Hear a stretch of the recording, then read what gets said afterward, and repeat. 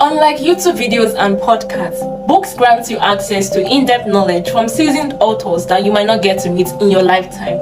And the saying, leaders are readers, right? So to lead as an entrepreneur, you should read. And you don't need to have the time of the whole world to read tons and tons and thousands of books. Here are 5 top books that you should read to keep your profits rolling. Hi, I'm Flourish. I am a startup advisor. I create content that revolves around startup motivation, legal tips, and business tricks. If that sounds like something you will love, please endeavor to click on the subscribe button, like this video, comment, and share this video to your loved ones and your family members. So let's get right into our video.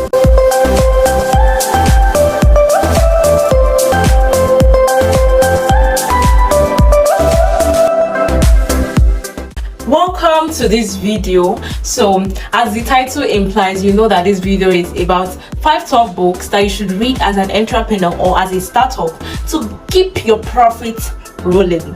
So let me get this out there. Let me just get this out there before we get into the video. As a business person, as an entrepreneur, or as a startup founder, in terms of reading books, in terms of your choice of books to read, you should actually choose books that are relative. Relative in the sense that this book should relate to the problem that you are facing, the problems that you want to solve that you are facing at that particular time. For instance, there are some persons that might just be starting up a business and might not really know their left from their right on what to do to want to start a business. And there are some persons that have started but they are still a little bit confused. They want to gain clarity in some areas of the business that they started. And there are some persons that have started for a long while now but they are facing a little bit of managerial issues here and there. So these persons should actually choose books that address the problem that they want to solve. That's one. Then get the solution and act on these solutions. That is how it works. Having said that, let's get right into our video. In no particular order, number 1 on this list is How to Win Friends and Influence People by Dale Carnegie. This book was originally published in the year 1936 by American writer and lecturer Dale Carnegie. This book is seen as the greatest self-help book of all times. It contains the most essential principles of social interaction. So as a business person and as an entrepreneur, you interact with persons, right? You interact with people, and that is what social interaction is all about. So this book contains highly effective techniques of dealing with people because, as a business person, to get the profits rolling, you have to get people to know you, like you, and trust you. So that is what the content of this book is all about. It has a lot of principles on how to deal with people, and people here means, in the sense, for you, it is your target audience or your potential customers. So there are some principles, and I'm going to just share some major principles that are integral. You get to read the whole book and you learn from it. So one of the principles is avoid arguing with your target audience. Avoid arguing with your potential customers. Don't tell them you are wrong. What that does is that even if you win the conversation, or even if you win the argument, you get to lose, because this person that is supposed to be your target audience, this person that is supposed to be your potential customer, will now build up a wall of defense and feel inferior, and they'll feel like, oh, they are not intelligent or something like that. So that is actually a negative feeling that will now be attached to your name and to be attached to your brand. And of course, 80% of sales are done emotionally and not logically. So simple from this book is to remember the names. Remember the names of your customers. Remember the names of people you interact with in line with your business, because what that does makes them feel better, makes them feel important, and that's the reverse of you arguing with them. Remember their names. It's just so beautiful. That's the effect of remembering them, because there are millions of persons in this world, and by implication there are millions of names in this world too. So your name being remembered singles you out, and then you feel very important. So you want that feeling to be translated to your customers and your potential customers whenever you come in contact with them. So remember names, please. Don't say, oh, I'm not good with names. You could be. Nobody was born good at anything. So you actually learn it. So you learn the act of remembering names of people. Then talk in terms of their interests. I know you building your brand, the value that your brand has, and then most likely tempted to like go and boom, start talking about your brand, start talking, okay, my brand is this, my brand is versatile, my brand is disciplined, my brand delivers, blah blah, it is this, it is that, it is blah blah blah blah blah blah blah blah. You know, it is easier for you to go down that lane. But what is more effective and what will work for you is if you place your customers' interest in the front, in terms of the fact that you talk about their own interests. Let us say you're a makeup artist or you're a beauty person.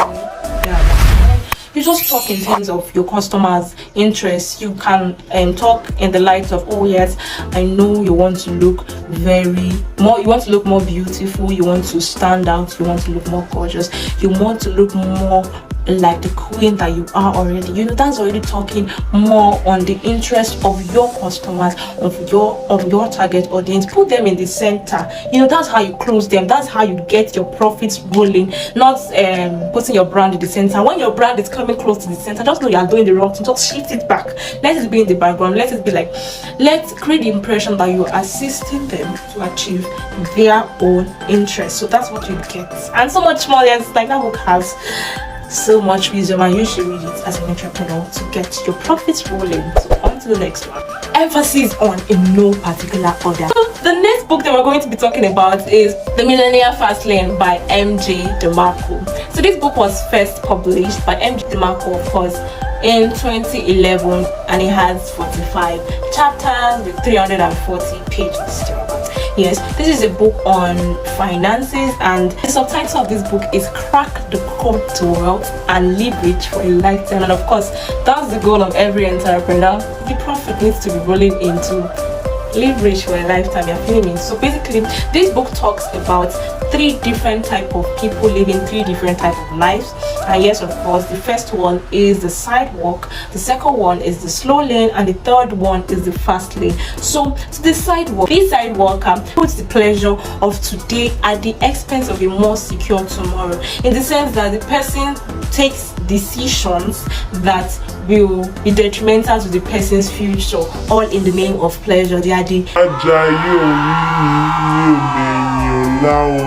gang, you know, they are the ones, they just do today. They are not long-sighted, they are just short-sighted, myopic kind of people living for the pleasures of now. This set of persons do not have any hope or do not plan for the future.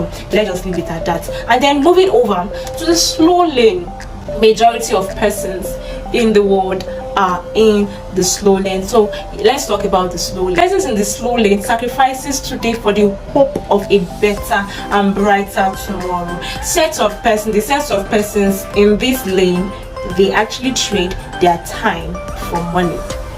That is it. They sacrifice in the sense of they don't have their time to themselves. They work for tomorrow.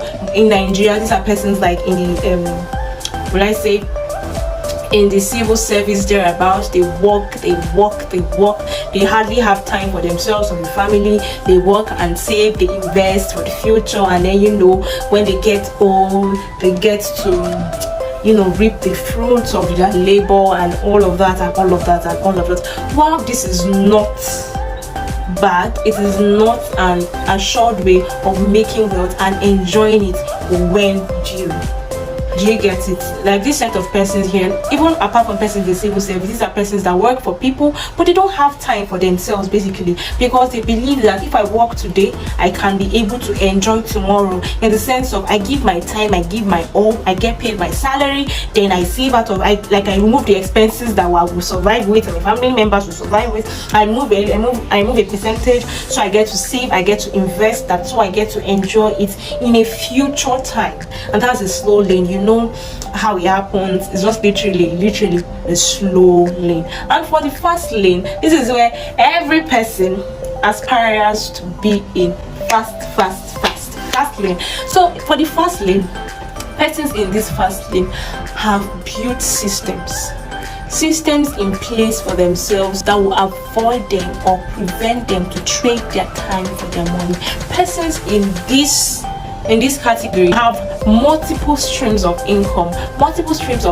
These are persons that could leave their business for 90 days plus and the profits will still be rolling in. You want to know how to be in the fast lane, right? Yes, you want to get control, have more control of your time and your money. You want to chase value and not just money, but you want to get control of your time and your money. Go get your copy of Millionaire Fast Lane by MJ Duma. So the next book on our list is The 4-Hour Workweek by Timothy Ferriss. So the subtitle of this book is Escape 9 to 5, Live Anywhere and Join the New Rich. Who doesn't want to escape in 9 to 5? I mean 9 to 5 is a lot of stress. It is a whole lot of stress, my guys. So basically this book talks about absolute income and relative income. So let me talk a little bit about that. So absolute income is the income in itself. Then a relative income is the income in relation to the circumstances that surrounds the income, in the sense that, you might be earning $50,000 and I might be earning $30,000, but I might be richer than you. That's because of the relating circumstances that surrounds the income. Let me get this clear. So you might be earning $50,000, or you might work for 12 hours a day, and then I might just be working for 4 hours a day. I have more time to myself. You might be living in like a high ticket kind of city, a city where the standard of living is very high, and I might just be living in a well-to-do community or society where the standard of living is quite okay and not on the high side. So you see, related circumstances that surround how you enjoy your income is what you should take note of. This doesn't just deal with persons that are in 9 to 5. As an entrepreneur, also as yourself, as a startup, as a business person, you should also strive to get relative income, an income that you get, or a profit that you will get that will be of less stress. You look at the revolving circumstances that surrounds that profit that you're making, and you make it in a way that it's of less stress to you. You tweak it to the point where it's of less stress for you and it's more comfortable for you as a person, and that's where outsourcing comes from. It's okay, businesswoman, it's okay, entrepreneur, to outsource.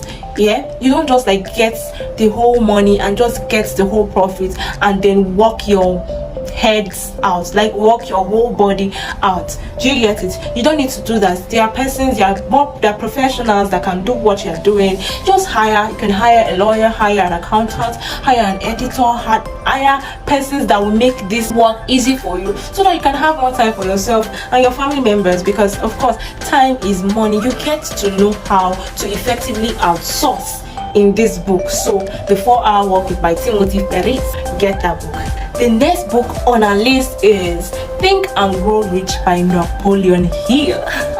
This is the idol of all books, all financial books and all self-help books. It was first published in the year 1937. So this book is all about mindset. It's all about how to build that mind of a rich person. As the name implies, think and grow rich. So if you want to keep the profit rolling, you have to think like someone that, keeps the profit rolling. It talks about having a burning desire to have what you want. So you, as an entrepreneur, as a startup, you want your profits to be rolling. It talks about having that burning desire and how that burning desire will lead to you being persistent. And it talks about how to be an unstoppable force, because it is all here.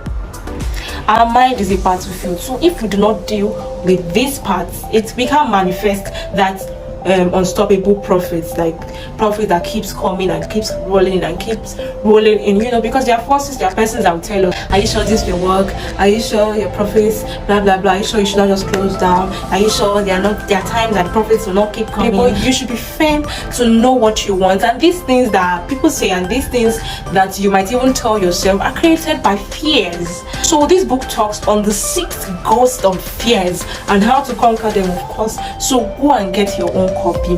Think and Grow Rich by Napoleon Hill. Next on our list is The Lean Startup by Eric Ries.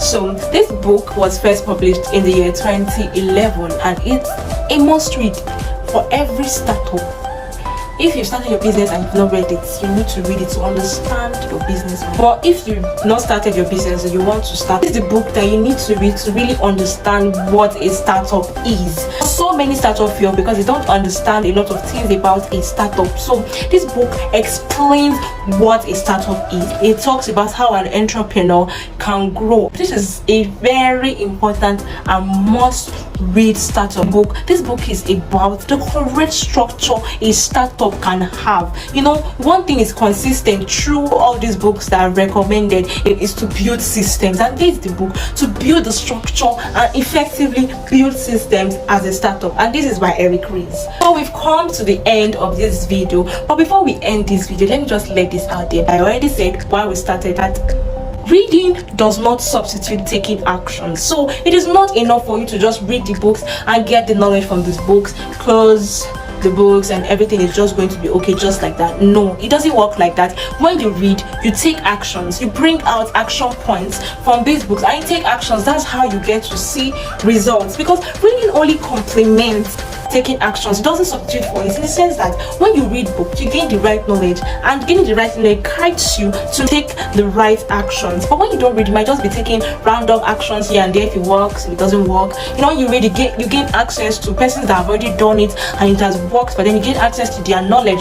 It means some of these books dated back to like 1936. Most of these authors and writers, we don't even get to see them in our lifetime, but they've dropped knowledge, they've dropped a legacy that we should follow suit, that they've worked on, and it has worked for them, it has yielded results for them. So it's up to us to read these books and take action. This is very important. Reading this book will sow a seed in your subconscious that even when you take action subconsciously, the right thing is being done because you are invested in the right actions. Having said that, I have a Telegram community for startups. Yes, it's a very interactive community where we have Q&As. If you want any of these books, I have these 5 books. Yes, I have these 5 books in my Telegram community. It is right there. If you want access to this book, just join our Telegram community and you will see the book. The books are already pinned right there. Access to the books. These books are in ebook format. You get to read them at your comfort. Most of these books, and they are not up to 500 pages. One of these books, the highest thereabout is about 340 pages, where you can spread 4 pages a day, 10 pages a day, 11 pages a day, and finish one of these books in a month. Then you know you can just spread that across. So join my Telegram channel, please join, and you will thank me later. If you've watched up to this moment, you are a star. Thank you. If you've gotten value, of course, from this video, make sure you like this video and tell YouTube that this video is the idol. It is the video that everybody needs to watch. Like this video, comment, subscribe to this channel, share these videos to your loved ones, your family members, and we'll see in our next one. Who sent me? Next. Oh my god. These books talk. So this book talks about